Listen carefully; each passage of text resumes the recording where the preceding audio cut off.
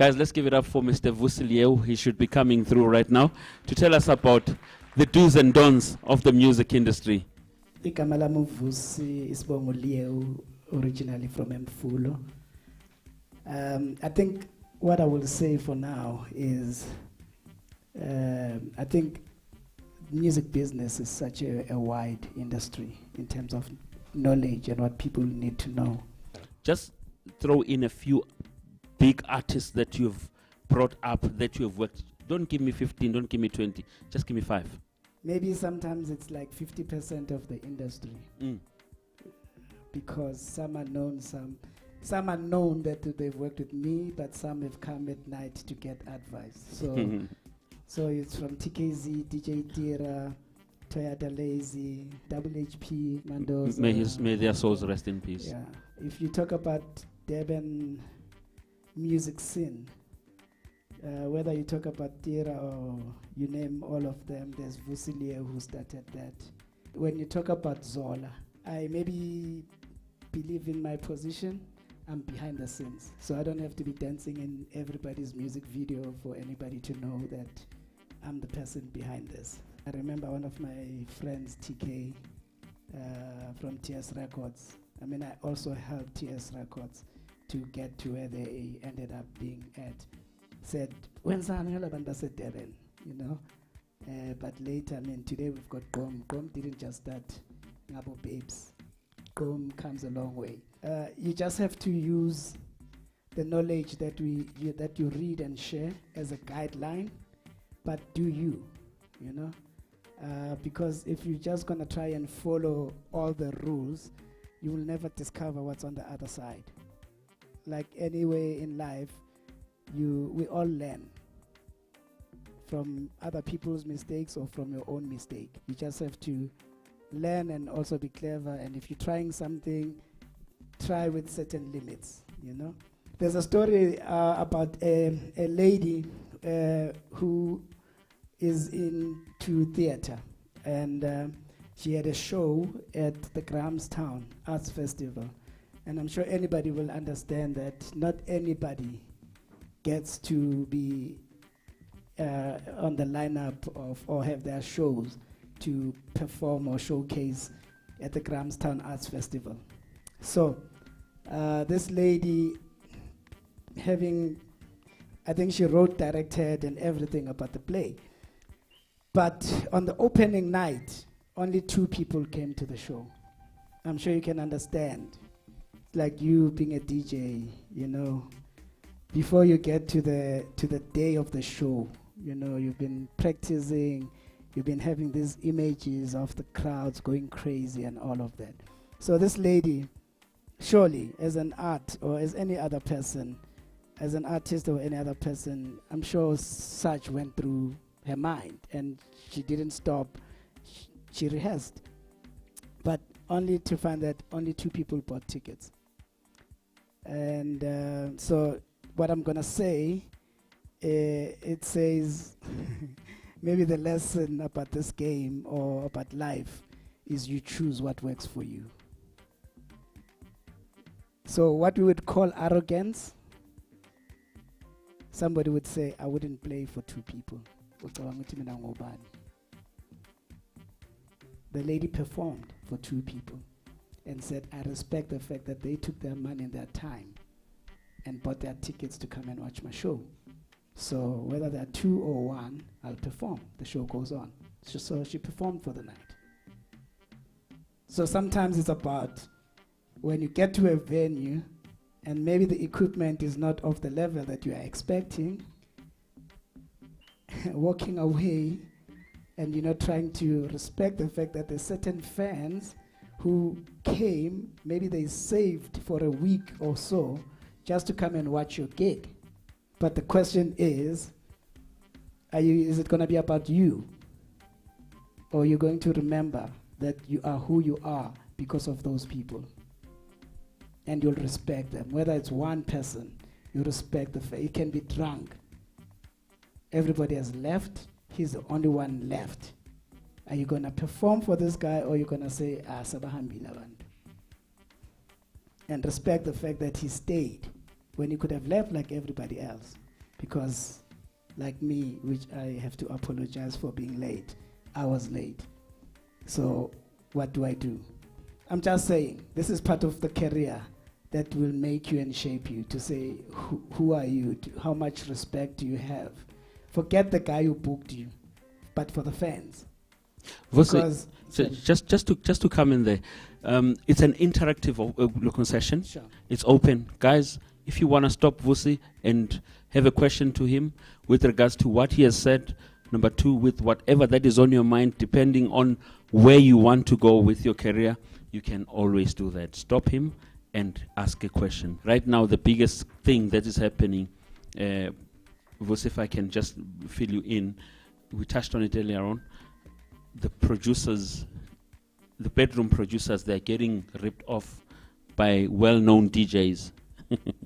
I said that. Yeah, I understand. Yeah, ingoma siyazi ukuthi yenziwe yimbe ngenzele ekitchen. I've got, yeah. I mean, there's boys from the Val who gave their track to somebody like DJ Fistas.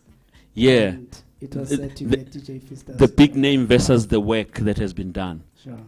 You know? So unfortunately, I don't sugarcoat things. Those who know me, I call it like it is, because if I'm lying, then prove me wrong. If you want to take me to court, you'll take me to court, but we're not going to build an industry if we're going to be lying to one another. So there's a lot of kids I know, like the boys that I'm talking about, they did that track, Hadima Bebes. You know, from my position, I think they thought this will be our break. If we give this guy, DJ Fistas, our song, it will launch us into the industry. Unfortunately, it was not labeled as DJ Fistas and the boys, and I don't think he gave them an opportunity to shine with him. And today, nobody even knows them. And probably if you guys know them, it's because you really follow music. So that case, it's not only today. It keeps on happening, but it's part of what our people, black people, we are too desperate. I'm not gonna talk for other races. I don't live with them. I don't make most of their music. But the challenge is our people. We are too desperate. Yes, we all come from the same situation. You know, I'm not better. And maybe for us it was even worse growing up under apartheid. But there's that part of one getting to learn about the business and not think about fame. And because this happens, I would have loved if we could share this session together, because it kind of touches on legal issues. You know, where, please, I think let's do that. Invite my colleague. Yes. We've got an extra mic. I respect. She can come through and take you know what? So that we, because she's a legal professional. So who's taller? Not because of the lady part, but yeah. I'm gonna introduce this. Yes, ladies and gentlemen, if you can check on your program, there's Nothando, right? Nothando Migogo. Yeah, Nothando Migogo. She's there, guys, for all the legal matters. That, you know what, Nothando, earlier on we spoke about matters pertaining to all these entertainers. Most of them, the challenges, the promoters doesn't want to pay me. The others have got a challenge. The song was my song. I gave it to someone to listen to it. The next thing, it's a hit. It's on a radio station. It's all over the clubs, but I'm not credited. I'm not getting money out of it. All of these challenges that we have within this industry. But 99.9%, they are DJs. Of course, we start by being a DJ, but then they get to be producers, musicians, and all of that. Your thoughts on this whole event that we have Namhlanje Soweto before we go any further? Sorry, before that, today we saw history with Sia Kolisi being the first black to lead the pocket to the World Cup. And Mrs. Nothando, this side, is probably, I think she's the first black, actually, not that I think, she's the first black female to lead a huge organization like Samro and Capasso, but the first black lady to be at this male-dominated industry, and that's why I have a lot of respect for her, and we have to start there. Ngiyabonga Vusi. Thank you. And yeah, I mean, it's been a privilege to work with abantu like Vusi who have been in the industry for so long, and this is a very passionate man about this industry. So like you were saying earlier, which I think if you really are able to ask as many questions as possible, you're doing yourself a very, very big favor. Yeah, so just to contextualize further, so I am a legal professional. I'm now in, I've left the collective management organization space in the music industry. I now am a co-owner of a legal consulting firm, specifically looking at the music industry and other creative industries. So when I look at gatherings like this, and the importance of, because I think the biggest message here is how to take yourself seriously as a creative, as a business, in order to make it. And there are a lot of fundamentals around taking your creativity seriously, and like what Vusi was saying, and respecting the audience that you have and respecting yourself as a professional. My biggest obsession is getting AMA creatives to understand that they are a business. Getting creatives to understand that whatever you are creating is an asset. An asset, it's intellectual property, but it's property like any other asset that you would own. So if you owned a house or you owned a car and someone wants, like an organization or a company wants to rent out your house for 6 months, you're not just going to be like, okay, Nancy's here, you'll just pay me month end 5,000 Rand. You put that thing in writing. You will protect yourself because you respect that asset. And you want to make sure that you protect the asset and you're able to get whatever value that you can from that asset.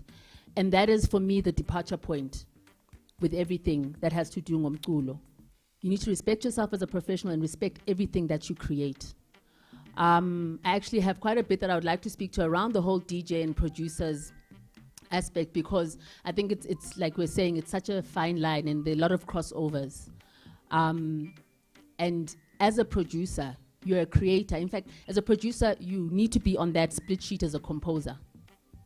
You need to be collecting needle time royalties as a performer, depending on what kind of production you have done, So you need to really acquaint yourself, uzazi sokuthi, what exactly are my rights and obligations when it comes to that. And so when you talk about those examples where umuntu, you give a DJ umculo and like, okay, this is our song, maybe you can't just give umuntu your keys and be like, so bona pambili.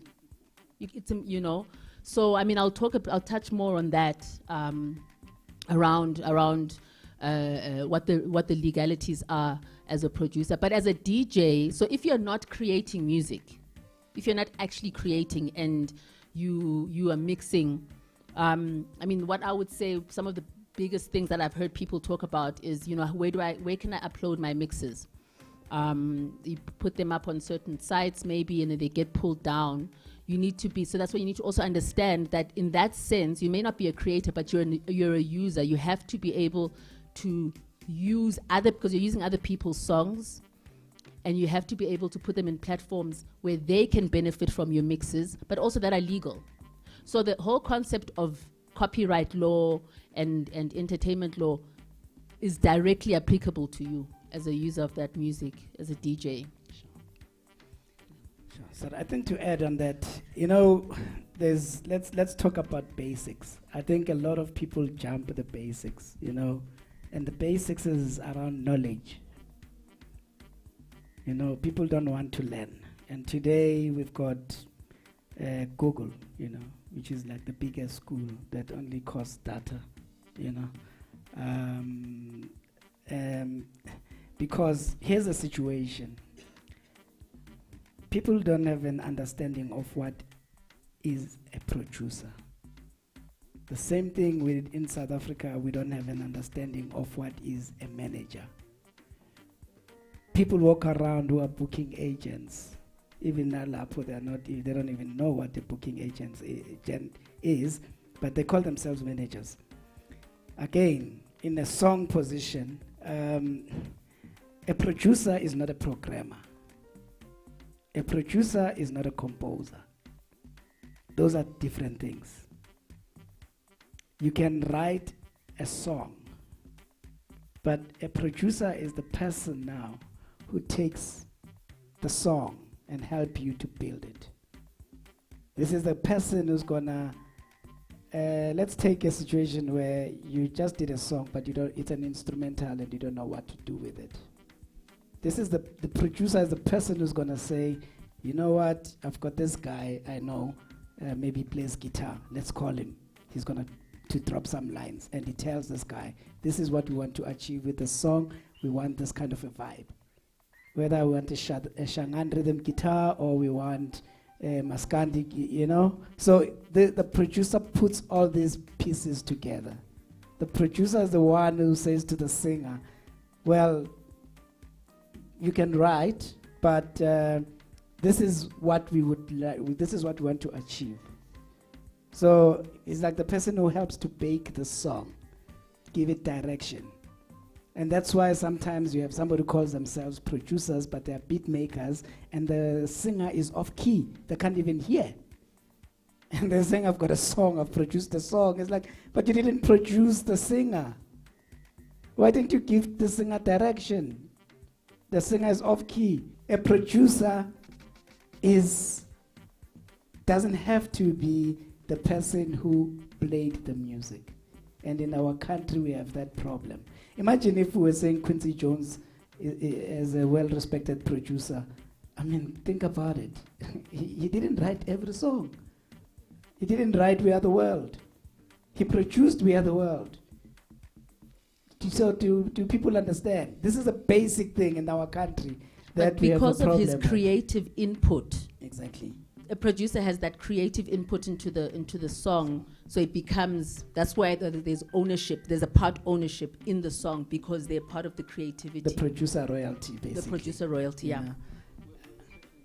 Okay. Sanbonan. Yes, sir. I actually want to ask about the DJ legalities. Clive wanted to mention, but he didn't dig deeper into it. The importance of registering Gusambro as a DJ and trademarking your name. How does it benefit you, the roots and so forth? I think we'd like to know actually. As a DJ, because some years back it came out that DJs need to register under Sambro. so not register, you need to license. Okay. See, we don't know. Explain. Yeah. So when we talk, just to so that everyone is clear, so when we talk about registering with Isamro or with Ikapaso, you're registering as a member, meaning you are a creator, and therefore, so as a producer, you would register with Samro, right? But now as a DJ, you're a user of music. So Isamro, the main way of licensing, their core license is to license venues. So ideally, if you're going to work when clubs, theaters, anywhere where they play music, those venues should be licensed, right? Meaning that you can come and play there and not be in breach because it's licensed. The DJ license, as says Samro, caters for when you're playing for unlicensed venues. So weddings, parties, even some venues that are not licensed. So that's why Samro introduced the DJ license. That's how it actually works. So it's not more of, you mentioned registering your trademark. It's not that. It's just you're a licensee, a user for. So it benefits AMA members as a Samro, because what happens is and that's what it is, because you are making money from using people's songs. You are robbing someone. So you're playing from. Yeah, but that doesn't give you a right to use, to make money out of that. That's why, sorry. No, go ahead. If it's a pity, the physical side was good because you could read a sleeve. In a sleeve, in every recording, it would say, basically, there was a legal line that basically says that you have the right to, as a purchaser, you have a right to basically play the music whenever you want to play it, but you don't have a right to then extend that usage to somebody else. You know, no, but even Uktaper, with what we used to call Uktaper, you know, today, I mean, it basically, if you download a song and you paid for it, it doesn't mean now you have a right to put it in your WhatsApp group for everybody else to have it for free.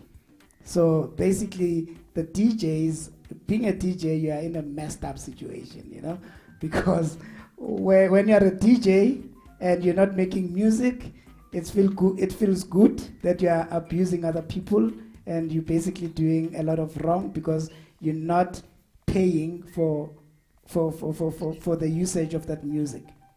You're not, for example, what Samro says is when you've played, let's say here, and if it was an unlicensed, okay, you're supposed to then submit a list of the tracks of your set, all right? So that they are able then, because, for example, this venue pays a fee, a yearly fee, all right? So that then they, out of the money that it comes from here, then they're able to say, okay, you played so many songs of Ubani, Nobani, then they pay according to that, all right?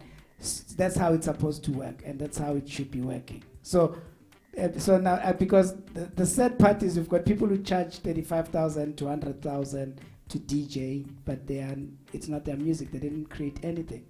They just putting together your song, and when you don't have money.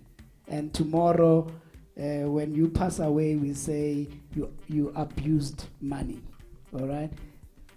Do you understand? Now, when you come as a DJ, when now you are a producer, this is when you start fighting your people, because now you start saying, or you start sending forms to Samro to say, I was at this venue on this date, at this time my song was played. You know? And maybe in a weekend you went to so many different places. Now what you are expecting is that when Samro starts paying, you must see the money from all these places where you saw your music being played. TV, radio, Edgar's, wherever, all right? If now they're not paying you according to that, then that's when you're going to start fighting them, isn't it? So basically that's what, when you as a DJ are not getting a license, because I'll call it a license, to exist as a DJ from Samro, and informing Samro of the music that you've been using. That's how then it affects the composer or the originator of the stuff that is making you to be in demand. These are some of the team members, guys. Before we proceed, they can stand here, introduce themselves. Everyone, my name is Vusi Leeuw Shares. My stage name as a DJ is Lady ZJ. My name is Kubza. I'm from Soweto, White City. I'm part of Soweto Djs Indaba. I'm here to make a difference. Kisello Mutau, known as DJ Mketes. I'm DJ Lady P. Thank you for coming. My stage name is Black P. I'm from Soweto, Ezola. I'm part of Soweto Djs Indaba. And then I'm for his support. I'm DJs Piwe, Piwe Soul. I'm from Isnawani. Remember DJs Indaba. My stage name is DJ Fields. Thank you guys for coming. Yeah, I'm part of us. We are part of you. You are part of me. My name is Hloni. I like being part of any little thing that is about to change the world, and I believe this could change the world. Let's see what you guys can do. Thanks.